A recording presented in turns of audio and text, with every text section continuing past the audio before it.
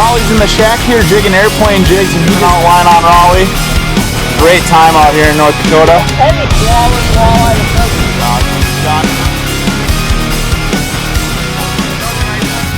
Great night out with my beautiful wife out chasing some crappies. And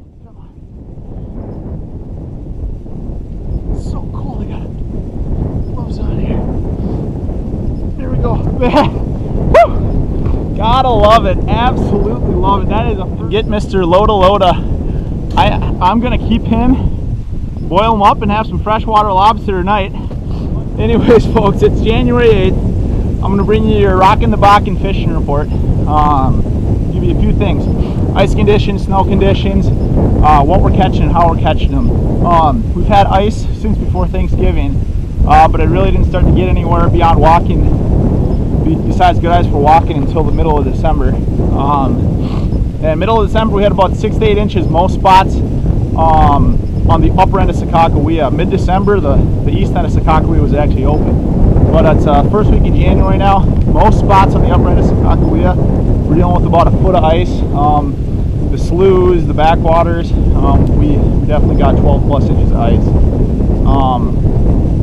The east end of the lake, White Earth Bay, Van Hook, probably more like 8 or 10 inches of ice right now.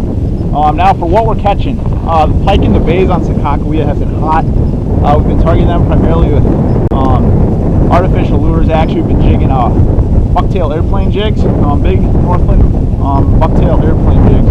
A nice snap, hold, shake, shake, shake. They'll come in and just crush it. It's a good way to stay mobile, stay active, find those active pike. We're finding them in the bays on Sakakawea that have creeks entering them.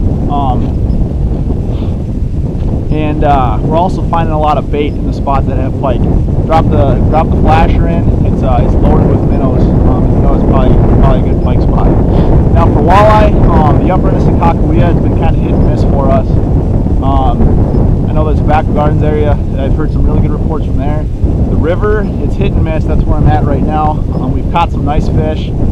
Some good eaters, but other nights it's pretty tough. We go home pretty much skunked. So hit and miss on the river. Some guys have really been slaughtering them. It depends where you're at. On the river, my favorite baits for jigging by far is the jigging wrap. It fishes heavy. It's got a nice tall back, nice wide back, so it shows up really good on your flasher. When you're fishing in current, that way you can keep a good tab on it in the current, and you don't have to always drill second holes to have your flasher in one and your jig in the other. You can monitor it with just a simple jigging wrap.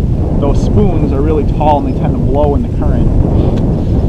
But and then for the crappie bite, there's a popular local crappie bite out here around Williston, North Dakota, and it's been good, but they're not crushing stuff. They're primarily fishing smaller jigs like size 10s and 12s with soft plastics during the day and even at night.